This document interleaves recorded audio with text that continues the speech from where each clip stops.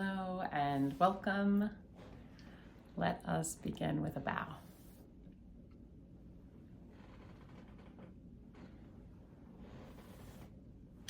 Today I'm going to be speaking a little bit about the idea of basic goodness or brilliant sanity. In some traditions, this is also called Buddha nature. In our tradition, we really focus on this idea of brilliance, something that's inherent, that really speaks to our sense of wholeness, our sense of wellness, something that's inherent and unshakable, and in fact, something that's available to us in any moment, even right now. So as we really start to talk about this, I want you to be considering during this lecture how this concept applies to yourself and your relationships, and how might it apply to your clinical relationships, your future clients. Why is this an important topic area? This single topic really distinguishes Naropa from other universities. Many psychology programs are based on a model of pathology and illness, symptom reduction. What are the issues and how do we fix them? People want to get better, right? And many people come to us feeling as though they are fundamentally flawed, inherently broken, and actually not okay. Can't tell you how many clients walk in my door really proposing very good arguments for why they are inherently flawed and inherently broken.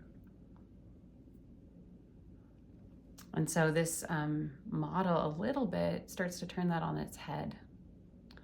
Our focal point or our compass becomes what is inherently well, actually. What is inherently well that can never be taken away? Irrespective of what we've lived through, what we've gone through, the way we've acted, the moments that we've gotten frustrated with our partner or our children or ourselves. This is a basic ground that we can keep fundamentally coming back to. Basic ground, basic okayness. So when we think of the term brilliant sanity, this often is the definition of our inherent wisdom, this potential and capacity for clarity and health that exists within every individual. Yes, even you. Yes, even me. All of us. I think I mentioned this previously, but I didn't believe it at first. How could it be true for me? Even me? So this concept can be a lot at first, and we can start to notice the resistance and the cultural constructs that we have created to convince us that we're actually fundamentally not okay.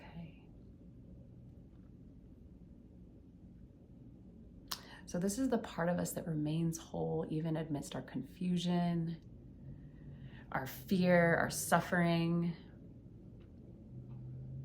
the narratives that our parents tell us or have told us. This is really the capacity to see things as they are inherently, unclouded by distortions. It's our capacity to become aware of reality as it's unfolding. And it really allows us to connect to ourselves and the world. I would argue that our basic sanity allows us to connect, and our challenge with that, our limitations, allows us to really begin to open to others and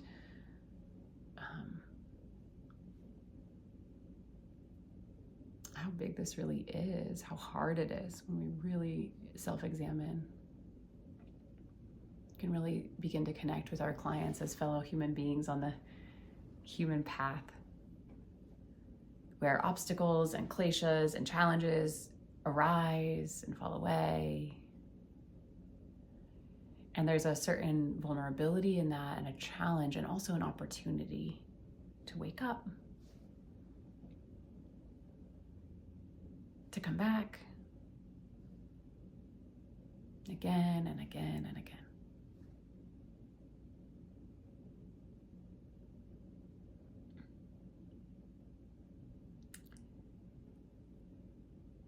So this can be really challenging when we think of our own challenges, our traumas, societal conditioning, as I was mentioning, or our own overwhelm in moments. These ways that we are, we get separate, or our brilliant sanity becomes obscured. It actually can't, the obscurations can't fundamentally change that it's there. It's inherent. So the ways in which we suffer, the conditions of worth, societal conditions, they can be considered a bit like clouds in the sky. They pass. But the brilliant sanity is like the sky itself. It's inherent. It's there. It's there at any moment, even when you're inside and it's negative 10 degrees. One of my mentors said, what I think is so wonderful about life is that you could just go outside and the sky is always there. So it's just like that. It's always there.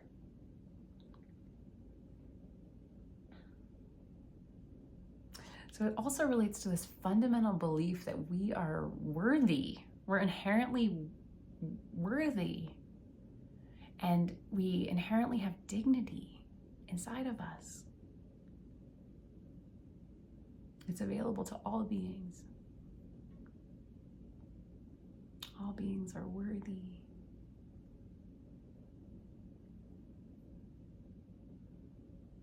This really starts to challenge modern notions, and I wouldn't even say modern notions, I would also say historical notions, that human beings are inherently flawed and not okay.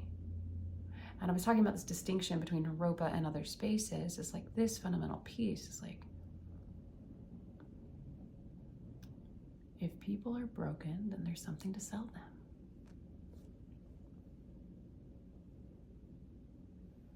Big profit margins on the idea of brokenness or not okayness.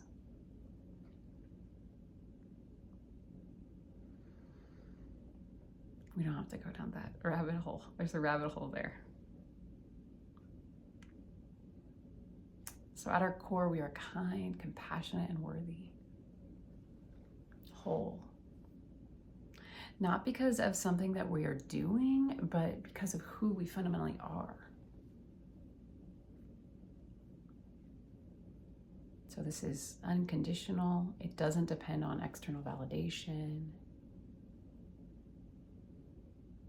It's independent of our behaviors, our thoughts, and our emotions. I have a 4.5-year-old and he's really struggling at school, and I've been really following this amazing parenting coach, Dr. Becky, and she talks about being good inside, and it's just like this. It's like my 4-year-old is fundamentally good and he's having a hard time. He's fundamentally whole and good and perfect, and he hasn't learned the skills yet to manage his emotions.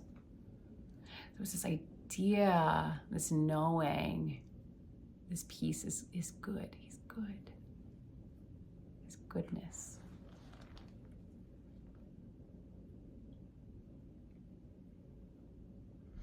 It's this place we can keep coming back to. You're good. You don't quite know how to share your toys yet, but you're good. It also relates to me as a parent. I'm good, even though my son is having a hard time. I'm a good parent, and my son is having a hard time. So this distinction becomes really important.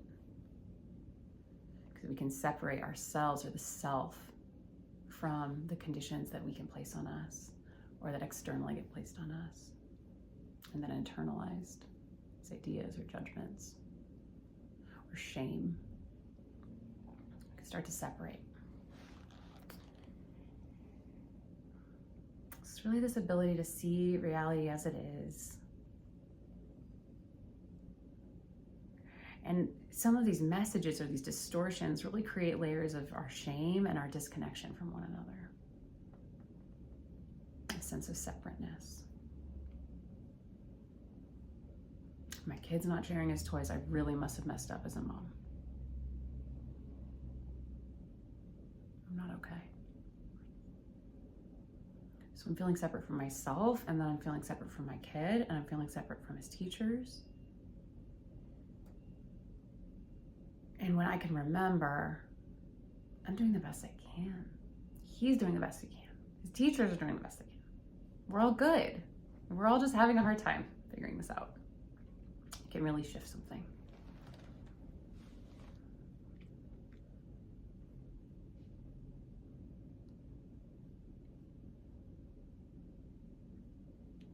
So our practices, our mindfulness practice, our self-compassion practice, can really help us come back. Spaciousness and the underlying good, okayness. And it's available to us in any moment.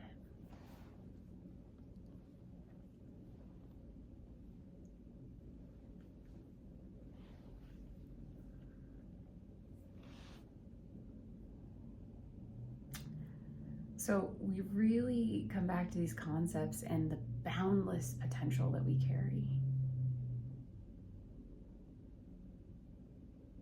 This potential to heal and change, to grow, to overcome challenges, to really know that the frustration and the difficulty is part of the growth.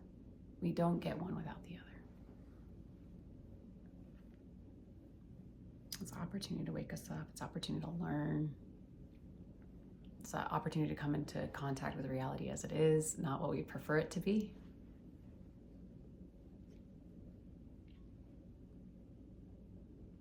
And we can really start to transform our ability to relate to ourselves and others and our whole world, actually. I'm often telling my couples in couples therapy to assume good intent. It's a lot easier to assume good intent when we understand our own good intent.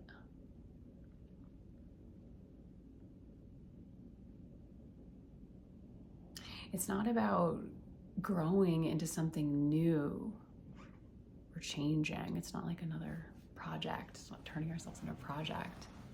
It's really this coming back to who we are,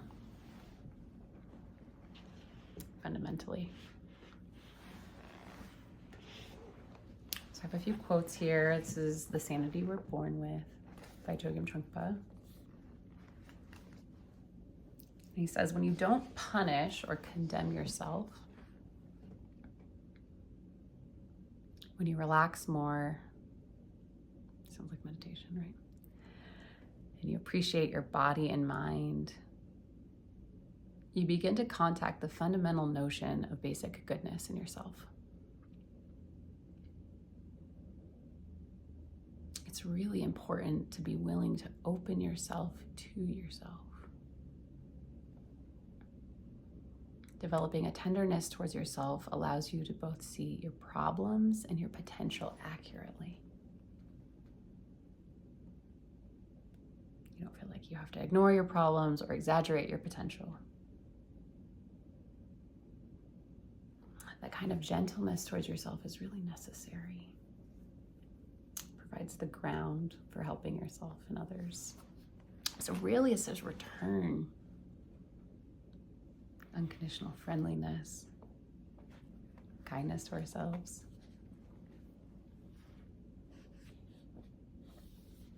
It's beginning to relate to our existence as wonderful and precious.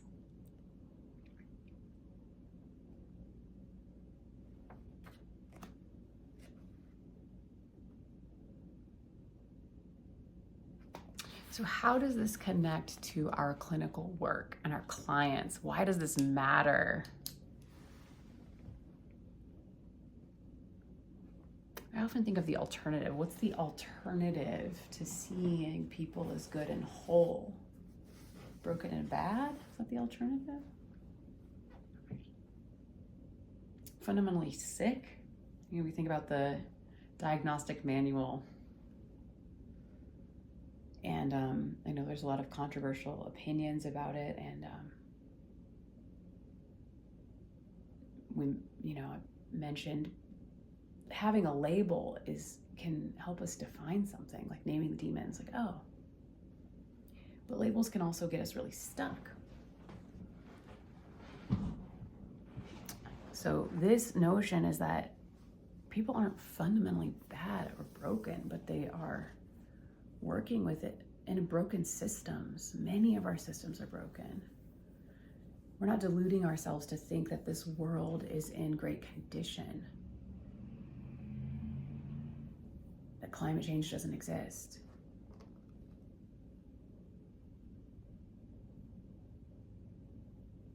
We're using these principles as new ways of getting clearer about who we are and how we can work to change this world. Because when I think of the idea that people are bad or broken, it's such a dark hole. There's not a lot of growth possible there. But this model is a basis for really accessing our true potential and supporting people in really accessing their potential to grow and change and heal and transform. That is inherent to being a human.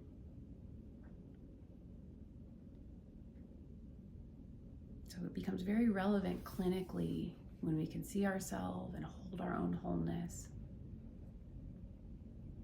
And we can see the challenges and the difficulties our clients are facing and see through it.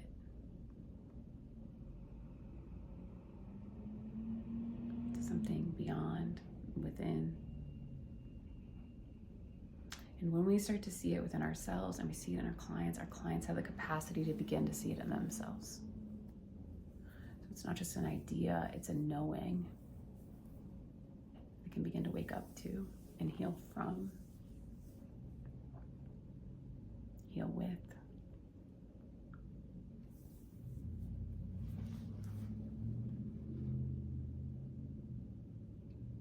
This is the last quote I'll read. In some sense, we should regard ourselves as being burdened. We have the burden of helping this world. We can't forget this responsibility to others. If we take that burden as our delight, we can actually liberate this world. The way to begin is with ourselves. From being open and honest with ourselves, we can also learn to be open with others. So we can work with the rest of the world on the basis of the goodness we discover within ourselves. Therefore, meditation practice is regarded as a good and, in fact, excellent way to overcome warfare in our world, our own warfare, as well as the greater warfare. So if we're doing these practices correctly, they wake us up. They don't put us to sleep. They don't lull us to sleep or into the illusion everything's okay. They wake us up to our capacity for healing, and the capacity of being in a brighter and more sustainable world.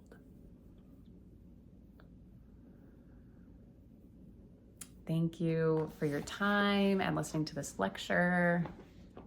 Appreciate all of you, your hard work, your commitment to yourself and your practice and your clients, your future clients.